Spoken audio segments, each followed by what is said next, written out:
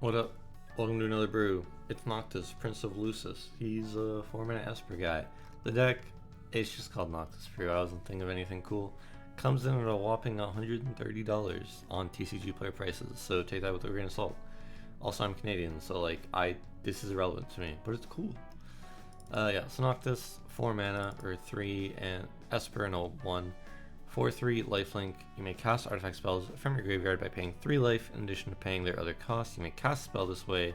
When you cast a spell this way, that artifact enters with a finality counter, which means if it ever goes away, it'll get exiled instead of destroyed. And yeah, it matters for one card in the deck maybe, but yeah, it's just a way to bring back artifacts that you can self-mill. So starting Aetherflux Reservoir. Why? Because you're losing 3 life every time you cast an artifact spell. You need to gain the life back. This is an artifact that gains you the life back, and it's also a win con in the deck. I'm not doing any of the weird infinites that, not I guess weird, but infinites, but yeah. This is just its life gain value, and it'll put a big counter or target on your head, but whatever. Just win the game. It's that much easier. Aether and pre-win, 6 mana, equip 5. Equip creature has base power and toughness XX, where X is your life total. So whenever you swing with Noctis, you just double your life. Makes playing artifacts from your graveyard a lot easier. Arcane Signet is ramp, Blackblade Reforge, +1/+1 for each land you control. Equip Legendary 3. It's a good way to just buff up your commander in lower bracket games where you're not playing 2 or 3 turns. It'll be guaranteed +4/+5. Cloud Key, you can reduce your artifacts or creatures mainly by 1. Dragon Fireblade costs 1, equip 4, except it costs 1 less for each color of the creature targets. So on your commander, it's only equip 1.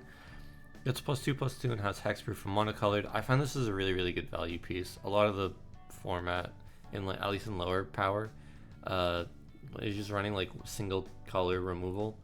I mean, anything in mono green is just a fight spell, can't target you, or Path to Exile, Sword Splash Air, stuff like that.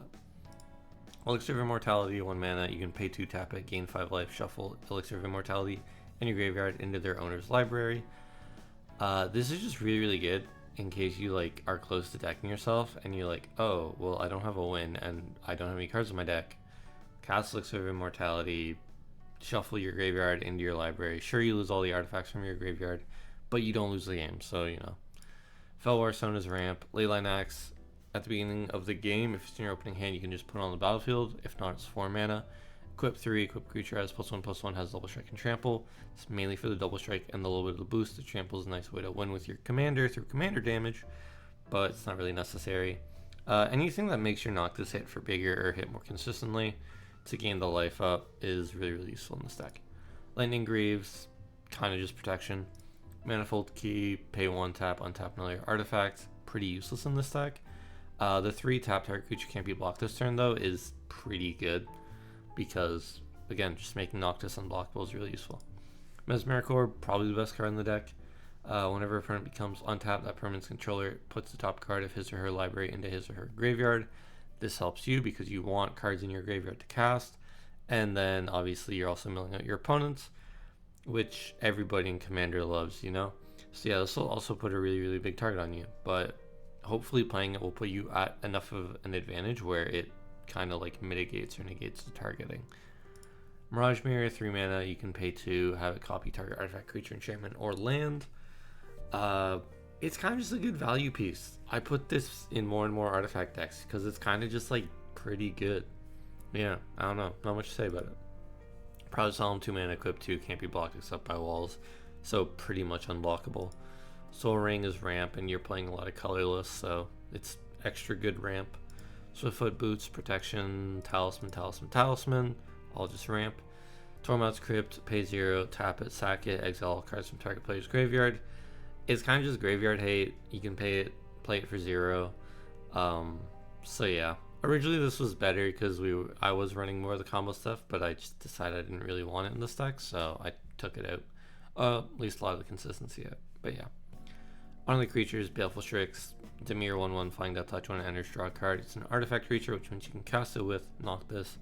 Kind of just a good value piece, it's a good blocker. Delivery Moogle, 4 mana, 3/2, when it enters, search your library or graveyard for a artifact card with mana value 2 or less, reveal it and put it into your hand this way. Search your library this way, shuffle. Notably, this finds Mesmeric Orb, That's probably the best card in the deck it finds. You can also find you like your Prowler's Helm or something else to make Noctis bigger, like Blackblade Reforged. Emmet Selch, spells you cast from your graveyard cost 2 less. That's pretty much the only part of the card that reads decent for this deck. The second part, whenever one or more opponents lose life, you may cast target instant sorcery card from your graveyard. If that's what would be put into your graveyard, exile instead. Do this only once each turn. Kinda whatever in this deck. I mean, you're playing Esper, so you got removal, but whatever. Dream Sculptor makes your artifacts cost less. So does Foundry Inspector. Golbez says whenever an artifact enters Surveil 1, which means you can put artifacts from on top of your deck into your graveyard to cast at the same turn.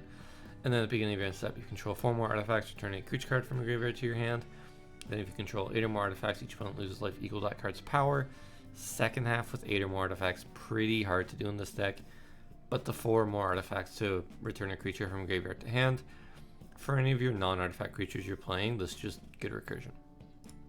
Emotech the Stormlord, 4 mana 3/3. Whenever one or more artifact cards leave your graveyard, create 2/2 Black Necron Warrior artifact creature tokens. Yeah, this is just going to make a lot of 2/2s over the game if it sticks on board, because you're going to be casting at least probably 1 artifact spell from your graveyard every turn, ideally. And then at the beginning of combat, another target artifact creature you control gets +2/+2 and gains a menace until end of turn. Pretty alright. Makes your 2/2 into a little bit of a better beater, but meh. It's mainly just to make a lot of tokens. Jorah's Familiar, artifacts, and legendaries cost 1 less. Sagas aren't actually playing this deck, so that part's irrelevant. Cap Cannoneer, 6 mana, improvise, ward 4. Whenever an artifact enters the battlefield under your control, put a 1/1 counter on Cap Cannoneer, and it can't be blocked this turn. It's just like a win con in any artifact deck that runs blue, I feel, because it can just grow very big very fast. Olaka, Traveling Merchant, you can tap, remove a counter from a non-land permanent you control, i.e. your artifacts with finality counters, and draw a card. Downside, this is only once per turn. Upside, it's still just 2 mana, tap it once per turn to draw a card, which is pretty alright. Patrician's Geist, spells you cast from your graveyard cost 1 less. It's the only really readable part of the card. Other spells got +1/+1 is irrelevant in this deck. The flying's alright for a blocker, or being able to maybe hit somebody for the last 2, I guess. River Kelpie, 5 mana 3/3. This card's probably one of the better cards in the deck, surprisingly. So whenever this creature or another permanent enters from a graveyard, draw a card, i.e. casting your artifacts. And whenever a player casts a spell from the graveyard, draw a card. So you're drawing 2 whenever you cast an artifact from your graveyard, which is pretty crazy.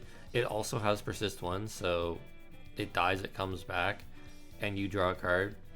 It's going to be drawing a lot of cards if it sticks on the board, and not just like instantly exiled. Shimmermere artifacts have flash, it's a good utility piece. Psalm Simulacrum, it's kind of just here for the ramps. It's a generic good card, and I think it's still pretty playable in artifact decks, although if you want to hit like higher power levels, you'd probably start cutting it. Squall, the Rough Divide's the best part about this card in this deck, I think. Whenever a creature control attacks alone, it gains double strike until end of turn. You can also have, whenever he deals combat damage to a player, return target permanent card with mana value 3 or less from your graveyard to the battlefield.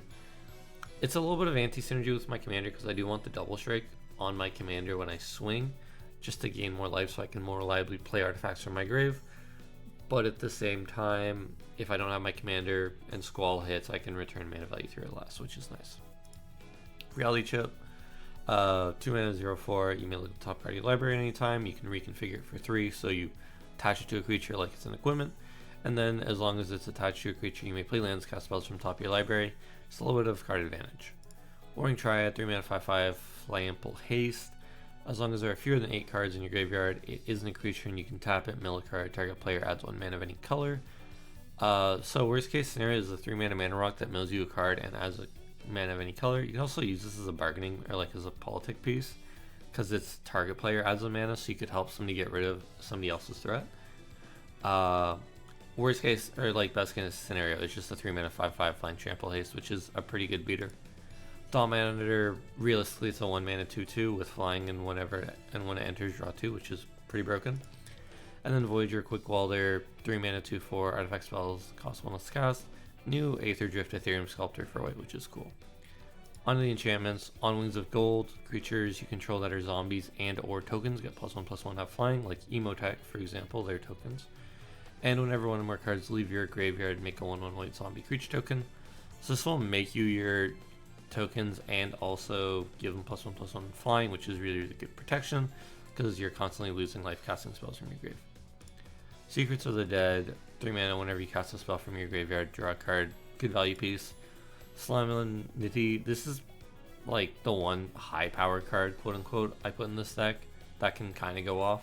Counters can't be put on artifacts, creatures, enchantments, or lands, and players can't get counters. It's an anti-poison strategy.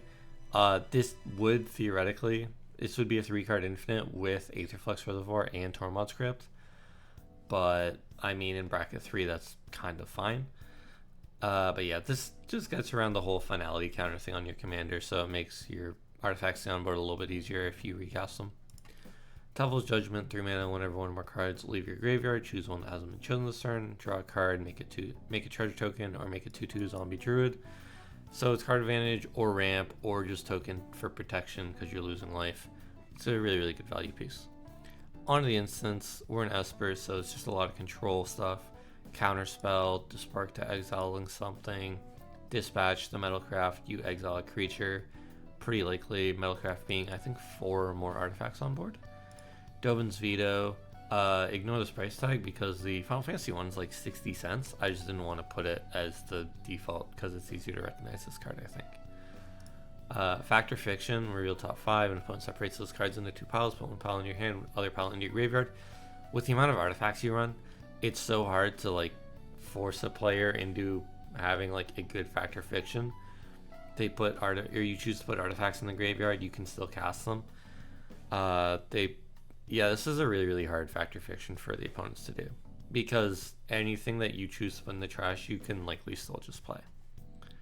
Frantic Search, draw 2, trash 2, untap 3. Realistically, you trash 2 artifacts, you're technically not trashing anything because you can cast those cards, so it's just kind of 0 mana, draw 2. Generous Gift, destroy a permanent. Lucis Sacrifice, 1 mana. You can sack a legendary or pay 2 to counter a activate ability, trigger ability, or non-creature spell. I kind of just like the flexibility of this card. I think it's really cool. Negate, Path to Exile, Stroke of Midnight. I think more decks should be running this card. Every deck in their Mother Revenge Generous Gift. The only difference with this card is it makes a 1/1 instead of a 3/3, and it doesn't at lands, which I think in lower bracket levels doesn't really do that much. So yeah, I think this card might actually be a little bit better in lower brackets where people aren't playing crazy good lands. Swallowed by Leviathans, 3 mana, choose target spell, surveil 2, then counter the spell unless its controller pays 1 for each card in your graveyard. You're gonna have a lot of cards in your graveyard. This kind of just says counter target spell, and you get to surveil 2 cards, which is useful. It's a 3 mana counter spell, so it's not actually that great, but yeah. Swords is removal. Void Rend is uncounterable removal. Ooh. Lands, I don't think there's anything really interesting. I'm running the 3 artifact lands, not the bridges, because I don't like them coming in tapped and not doing anything else. But yeah, I'm playing these just in case of like a Golbez instead of a basic. On to the sorceries, Damn, which is just a great board wipe or targeted removal. Fabricate, can tutor any artifact from your deck. Mesmeric Orb, obviously best card. If not, you can pick something that you need in the situation, like if you want to pump your Noctis. Savine's Reclamation, return target permanent card with mana value 3 or less from your graveyard to the battlefield. If the spell was cast from a graveyard, you may copy the spell and may choose a new target for the copy and has flashback. This is just more recursion in the deck. Starfall Invocation, 5 mana board wipe. You can gift a card and destroy all creatures if the gift was promised. Turn a creature card, put it in the graveyard this way to the battlefield under your control. So this doesn't even specify one of your own creatures that gets destroyed. You could destroy, like, I don't know, let's say a Galta or an Atali, and then bring it back with Starfall, which is pretty cool. Or you could just bring back your commander if you want them on board after it's all done. Then you can start recasting like your artifact creatures. Terratide, 4 mana. All creatures get -X until end of turn, where X is the number of permanent cards in your graveyard. If you're playing Abyss off mill, this is pretty reliably just a board wipe. Vindicate, destroy target permanent. It's useful. Voyage Home, affinity for artifacts, draw 3, gain 3 life. And then, yeah. I don't know. It's 2 mana, draw 3, gain 3, right? On to the Maybeboard. Biotransference. Creatures you control are artifacts in addition to the other types. The same is true for creature spells you control and creature cards you own that aren't on the battlefield. So this means if you put a creature in the graveyard, it would still be an artifact that you can cast, which is pretty neat. Also, whenever you cast an artifact spell, you lose 1 life, make a 2/2 Black Necron Warrior artifact creature token. This card I think is good enough, but it's 4 mana, which is a little clunky, and I don't think the deck's running enough non-artifact creatures to justify this card. Dakon, Shadow Slayer. I thought this card was neat. I don't really think this card's that good though. So it's just Esper, enters with a number of loyalty counters equal to the number of lands you control. Usually that'll be like 5 or 6, knowing that this is bracket 3. You can +1 to surveil 2, -3 exile a creature, or -6 put an artifact card from your hand or graveyard on the battlefield. So this can just recur or like cheat out any artifact from your hand. It's alright, but it's in the Maybeboard because it is just kind of alright. It's a little too dependent on the number of lands you have. Defiled Crypt and Cadaver Lab. This was mainly going to be played for the Defiled Crypt half. Whenever one or more cards leave your graveyard, make a 2/2 black horror enchantment creature token. This ability triggers only once each turn. The Cadaver Lab says whenever you unlock the store, return target creature card from your graveyard to your hand. Both sides are alright, but like the Defiled Crypt's the best part of this card in this deck, and it's limited to once each turn. And yeah, like On Wings of Gold is a strictly better card, or the creature as well. I don't remember. Emotech, yeah. Diversion Unit. I think this card is pretty neat in the deck. I might put it in. I'm not sure. 2 mana, 2/1 flying. You can pay a blue, sack it, counter target instant or sorcery spell unless its controller pays 3. 3 mana counter an instant or sorcery unless they pay 3. Kind of bad, except it's an artifact, so you can just keep bringing it back with your commander. I think something really, really cool is if you have the mirror that gives your things flash and you have way too much mana. If somebody tries to cast something and they also have way too much mana, you can do this. Actually, no, you'd only be able to do it twice because the finality counter. But yeah, you can kind of counter 2 instant or sorceries with this unless they pay 3, so that's neat. Emery, I think this card probably deserves to be in the deck, but I just didn't have space for it. Cost 1 less to cast for each artifact you control. When it enters, you mill 4, and then you can tap, choose an artifact card in your graveyard, cast that card this turn. Does the same thing as your commander, except it doesn't have a finality counter and it doesn't lose you life. Only downside is you have to tap the creature, but that's not that big of a downside. Yeah, I think this card is like probably really, really good in the deck. It's just I didn't fit it anywhere. But yeah, just like generic, very, very good artifact recursion piece. Repurposing Bay, this is just Birthing Pod, but for artifacts. Unfortunately, I wanted to put this in the deck. I wanted to make it work, but there just weren't good Repurposing Bay lines in it. Like, yeah, I was just going through the deck and it felt really, really awkward. I can sack a land to get a Soul Ring, or like the amount of 1-drop artifacts I play isn't relevant for finding a Mesmeric Orb. I like this card. I want to make this card work in a deck. I'm not sure what commander it would work in, but let me know if you guys know anything. If not, I mean, I go just check EDH Rec, see what commanders it's played in, but yeah. Sigarda's Aid. Ores and equipments have flash, and whenever an equipment enters, you can attach to a creature you control. I think this card would be better if I just played more artifact or equipment in the deck, which I just don't. I think if I put more equipment in the deck, this card would be really, really good. You could build a Noctis that's probably closer to Final Fantasy 15, where you're just giving them a bunch of weapons. Because I looked up Noctis to get like a bit of a vibe for a deck. And apparently dude just has access to every weapon in the game, which is kind of sick. So yeah, you just give him a bunch of random weapons, and that's like just canonical Noctis. Soul Diviner, 2 mana, 2/3, tap, remove a counter from a artifact, creature, land, or planeswalker you can control, draw a card. This is like that Final Fantasy X Precon card. The only difference is it's a 2/3 instead of a 2/1, and it costs a black instead of a generic. So yeah. Stillness in Motion. I also like this card. At the beginning of your upkeep, mill 3 cards, then if a library has no cards in it, exile as an enchantment, put the 5 cards from your graveyard on top of your library in any order. This just makes a Doomsday pile at the end of the game, which is pretty interesting. But there's no Doomsday piles in the deck, so it's irrelevant. I think if I put in a Doomsday pile that just won me the game, this would be very good. But because I didn't, it's not very good. Simply speaking.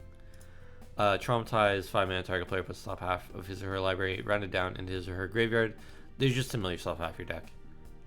Which is why I didn't put in the deck. Okay, because I'm like, 5 mana, mill half your deck. Is it good? Yes. Is it good enough to justify putting in the deck? Maybe not. I don't think so. There's enough self-mill. But yeah, that's the deck. It's kind of generic. It's kind of bland, I think. I have a cool brew going that I'm still working on, but I'm probably not gonna make a video of it because I made a video of this. Unless it's asked for, in which case, yeah, maybe I'll do it. But like not next week because back to back same commander is kind of weird. But yeah, that's it. Thank you very much for watching. I'll be back next week with another video. I'm working on a Wandering Minstrel deck right now that isn't just towns and gates because I think that's kind of boring. But yeah, we'll see. Maybe that'll be done by next week. If not, maybe I'll have something else done. But yeah, bye bye.